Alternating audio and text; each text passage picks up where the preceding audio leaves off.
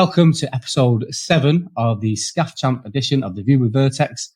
I'm now joined by one of the referees at the event. He is the BDM for 48.3. He is the founder of Tiger Scaffolding and also developed the famous Claw scaffolding fitting. So plenty to talk about. Mark, welcome. Welcome. Welcome to. Thank you for having me. I keep welcoming people to Lithuania. They should welcome to the View, but I mean, well, yeah, welcome to like I own the place, but well, here we are, yeah. Lithuania. Wow. I know exactly, and it's a crazy thing to think that two scaffolders from the north of England will be recording a podcast. That's fucking crazy enough as it is. Yeah, exactly. That will be happening. Yeah, but that it's about the Scaffolding World Championships and that there is a Scaffolding World Championships. Correct. Is amazing, I think. It's testament to Victor's dream that he had many years ago. And when I was running Tiger, he'd often call. So that far back, because that's a good while ago now, isn't it, Tiger? Yeah. So he was so ambitious. And he had the dream of the BSA, Baltic Scaffolding Association. He had this crazy dream of this scaffolding championships. I just said, look, I think it's amazing. Why don't you just do it? And he went, what if nobody comes and it's just Lithuania? I said, who cares? Yeah. I mean, even if it was just Lithuania and he called it the Scaffolding World Championships, I think that would be enough to get Estonia pissed off. Or maybe Latvia. Yeah. This time go, we're better. Exactly. Yeah. And then that's going to breed a bit of local competition. Exactly. And now it is a Scaffolding World Championships. Yeah. You could not call it anything different. There's a team from Mongolia. I know, yeah. 5,000 miles. And Australia as well. And Australia, yeah. And it's just going to get bigger. Yeah. We've got 15 teams this year. And they're just back to back all day tomorrow. It starts early, doesn't it? Yeah. I was surprised actually when someone mentioned it. It's no good for me when I'm going out tonight. I know. Oh, come on, Mark. You've been out every night. Steady, kid. I will be joining you, of course. Yes. I'll be joining everybody. Yeah. So, it's going to be a busy day tomorrow, but it's so exciting that this is happening. And like I said, Victor created it. He created the ambition of Baltic Scaffolding Association. He brought the Scaffchamp, World Scaffchamps, and he's encouraged teams around the world to come and participate in this event. And as you've seen today, it's absolutely electrifying out there. The atmosphere is great. He's building to something. Really good. I mean, I didn't know it was going to work. I thought we were starting it today. And he just went, no, today's party. All right. And I was like, all right, okay. Yeah, I've got this the wrong way around then, haven't I? As if I've missed it. I've spent all day in the studio. So I've nipped out there a couple of times. We just went for food, didn't we? So the food's great, the tents are up, the barbecue's out. And they were all arm wrestling this morning. That was good. It's really buzzing out there at the moment. Really buzzing. So excited for tomorrow though, to really get started. I think, I don't know, I'm as excited by the networking aspect of it as I am by the actual event itself and watching it. Yeah. And I don't even mean necessarily networking from a business perspective. No. Like, it's just meeting people and like cool, interesting, like-minded people from a scaffolding perspective. This is so cool to be at. Because I've always never really attended some kind of meet the buyer events in the UK and things like that, and they're all right. And they're good for networking, but it's all feels very deliberate. Yeah. Like, hi, I'm such, you're banding business cards out. Yeah. Here, it's a lot more organic and people are genuinely chatting because they want to. I like to be in front of people and talk to people. And, you can't build a relationship from handing a business card over and that's it. And let's start business. You got to build a friendship up and it takes time. Business development and stuff is an art. Yeah. And those relationships, I mean, with something like Meet the Buyer, which, all right, they've got the purpose and whatnot, or Balmer even, you know what I mean? Balmer, I'd love to go to Balmer. Yeah, we would. Yeah. Still never been, but if you're a scaffolder or if you're, say, a scaffolding ancillary products manufacturer, helmets, harnesses, whatever it is, this is the place to be. Oh, I mean, you can go to Balmer all you want, but this is your target market. This is it. And as this grows, the amount of people that are going to come here. I mean, they're expecting over 500 spectators tomorrow. That's insane, isn't it? And there'll be over 1 million viewers on YouTube. Yeah. I mean, that's... My logo's on the side. I'm buzzing. Yeah, it's crazy. Absolutely crazy. So what's your role like as a referee? How did that come about? So just brought out of my relationship with Victor, really. And like I say, going back to my Tiger days, he would constantly ask me questions about English market and technical details. In the bid to help grow the association. Yeah, exactly. So we would speak about NASC stuff and I would share some bits and pieces that was available to me, and he was just so thankful. He was like, "Oh, Matt, this is incredible. This has helped me so much." And I said, "What do you want?" I said, "I don't want a thing. I'm doing it for that." And he was like, "No, you must." I don't want a thing.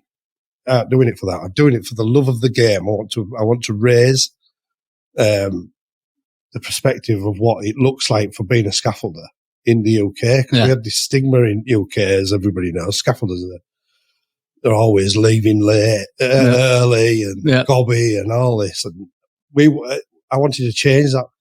Yeah, it's interesting. Jimmy said the same thing when he was in he said that, that's why he wanted to do his social media channel with Big Dog. He wanted to. Yeah. So out of that, as it came about, when he phoned me up, he said, "I'm starting this championships," and then COVID hit and everything else. And then we were doing a meeting just at Christmas with him. And he just said, "Mark, you're going to be a referee this year and every year. I want you to come. Will you come?" And I said, "Yeah, of course I will." So, out of that, I brought one of my directors, Colin Harwood, and to show him this side of the things, and he's absolutely buzzing. He can't believe what is going on. He can't believe his own eyes.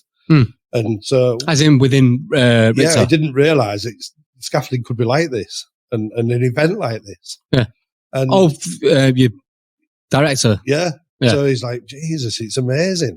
And from back to the networking point of view, it's gold. Yeah. It's gold. And when you speak to all these teams and countries around the world, they've never stopped asking me questions. Yeah. Could you design for us here? Could you design for it everywhere? Yeah. So. So it's been brilliant for the business side of things. Yeah. As well. And it's such an easy in because it's borrow out of knowledge, isn't it? Yeah. Yeah. Yeah. So how many referees are there? So there's six referees. And I guess there'll be heats. Yeah. So, there's actually 8, and I think, and if someone who wants to just nip out for a bite to eat, someone else will stand in. There's a few from Lithuania, and them bits they can't then judge the Lithuanians. Oh, really? No, because it's biased. So there's 2 teams from Lithuania, so they're not allowed to judge them. So we've picked up. I think I've got a Lithuanian team. Right? It's not Hot Rummer, is it? No, I haven't got the winning team. As I say, I sat down with a couple of them. Sat down with Hot Rummer, and they seem they're keen. Yeah, and they look good. Yeah. I was chatting to them earlier, and they're so switched on. They're like, "Oh, we're having this. We're going to win. We're going to win." I think I don't know whether it's like I was saying to Ross and them before, whether it's like a cultural thing here. They seem very what's the word? Compliance seems to be high on the agenda. Yeah. So like when they cross the road, everybody waits. Yeah. I was like, what are you waiting for? It's like, yeah. We have to wait for the button. You get a fine if you don't wait for the. Oh yeah. Everything they do, and the way Victor runs layer here is very regimental. Well, it's system scaffolding, isn't it? And to use it, you have to be quite systematic. And I think if you're that way inclined, you have to be. If you don't plan with system, then it's game over. Yeah, you can't just turn up with the scattergun approach and. No. You've got to mix benefittings. Exactly. You need to think it through, don't you? Yeah. It's definitely the way forward, I think. Oh, definitely. Yeah, definitely. And it's the best platform to raise the profile of the industry, not just layer or any ring system, but the industry as a whole. what he's done is he's brought all this team from around the world, and we all don't work to SG4. So we all work to different standards, and it can't be regimental for us when we're doing the refereeing. So we've got to be right and give them pointers. Could they do it safer? Or point it out if they aren't doing it safer. We can give them a time penalty. And what I wanted to do for this year is give them something back as well. If we see something good practice, or the teams work really well together, they might have had a few points knocked off, but you can get a time bonus and get them back. Get them back, yeah. So I wanted to put something in and just think, well, if it's good practice and all, it's something that we haven't thought about, and we like it, well, let's give them some time back. Yeah. It can't be all about the mistake. Yeah. You want to reinforce positive that's right. And stuff like that. And it, like I say, someone from Mongolia, the team from Mongolia, come such a long way. You want them here next year and the year after. Yeah. There's so many people talk about coming but don't come. So when you see Mongolia coming, come on, But this is the thing. There's no excuse now for the UK. Nowhere else to hide. Well, I've heard a couple of whispers about people here putting a team in next year. Yeah, I was chatting to a couple. Where you get these daft ideas. I've had a lager as well already, and I'm like, we could maybe do a team. Should we just? I'm like, you get that bit of excitement, that bit of giddiness. Like, I'll do it. Well, I'll do it then. Yeah. Exactly. You never know. know. Yeah. Well, it's interesting because some companies are really big, and how do you choose? So, such as Simon Boyes, I was talking to him, and he's going to do like a little inter competition. Yeah, where the winner gets a trip, and the winner, will come here next year and compete. I think that's amazing. And such as Ross was thinking about doing the same. It was just a way of gifting a team. Yeah, it's a great thing to be able to do. Like, you know what I mean? To reward, because like to have the best, gang of the month, the team of the month, or whatever, or employee of the month. Yeah, and then to be able to reward them with something like this. Exactly. Yeah, I mean it's incredible, and just to be here as well. Yeah, it's you're pinching yourself out. Yeah. It's just like, is this real? Yeah. What? Like you just wouldn't have thought it, would you? No. As a fucking, misty-eyed 20-odd-year-old, whatever, that one day you'd be sat in Lithuania, recording exactly. And we've both been out in Lithuania and in that old town. That is gorgeous down there. Oh, it's lovely. Oh, it's super. And some of the bars and like the little restaurants and stuff. But the people here, I want to get that cigar bar tonight. Yeah, I've heard. Well, I heard you talking to Davey. I keep on. I saw a couple of the Kawazo team were in there. Yeah, and they come back with the pictures. I was like, "Where's that?" They went, "No, it's weird. It's like they're almost like in these brick arches with all couches and stuff set about." That's in Old Town, is it? I think so. Yeah. No, we'll have to have a look and see what it's all about. Yeah, I've had a bit of a wander around. Well, we had a wander, and Ross and Davey on Wednesday night they stopped in town, in the Old Town, in this real nice hotel. So we met up with them there, and then met up with Jimmy P and just went for a beer and stuff. And it was so vibey. Just a lovely area. It's got that. It's got that real cool European city vibe to it, hasn't it? It really has, yeah. But the people as well, just so lovely. And you ask them directions, and they're just And it's crazy because I think it's the fact that you're not seeing people walking around with their hoods up and this kind of. Everyone seems very relaxed. They're all dressed nice. The toe rags hanging around, the scallywags. We sound like them old bastards. Not a bit of dog shit. Obviously, yeah. But no, it's good. Got a really good feel here. Yeah. Feel at home. Yeah. Yeah. Yeah. I'm moving. Yeah, me too, yeah. I'm going to start looking when I go out tonight. Yeah. Although I went to the supermarket the other night, I only bought a couple of bits and it was expensive. Was it? Yeah. It was like only bits and pieces, for the hotel room. Oh, really? Travel, like, oh, God. Like shower gel, toothpaste, that kind of stuff. Like 30 odd euros. No way. Yeah. Well, we went for a round. That's how you price everything in it. Yeah. Well, we went for a round of drinks in like Uncle Sam's American Diner bar or whatever it was. And I think we got 6 of us, and it was 18 quid, €18. You can't argue with that, can you? And Ross was like, bloody hell, I'll get next round. I'll get them all in here. You can get them next door, but it's really expensive.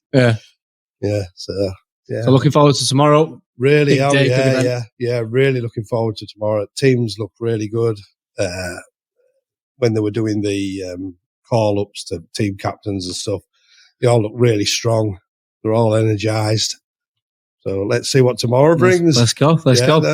As I was saying just before we started, look, I think this is part 1 for you and I on a podcast, because there was a lot I wanted to speak to you about anyway, and I think the full episode would do more justice back home in Manchester. Over about 10 months. Yeah, maybe. Maybe somewhere up at your place. I don't know. We'll see how it kind of pans out. But there's so much to cover there with Tiger, and then with the move to 48.3. The fitting, there's so much there. Perhaps does you a disservice to come on for 25 minutes, half an hour. So no part 1 done and dusted, and look forward to part 2 in 3 and 4 and 5 and 6. Top man. Thank you very much. No problem. Thank you. Nice one. All the best.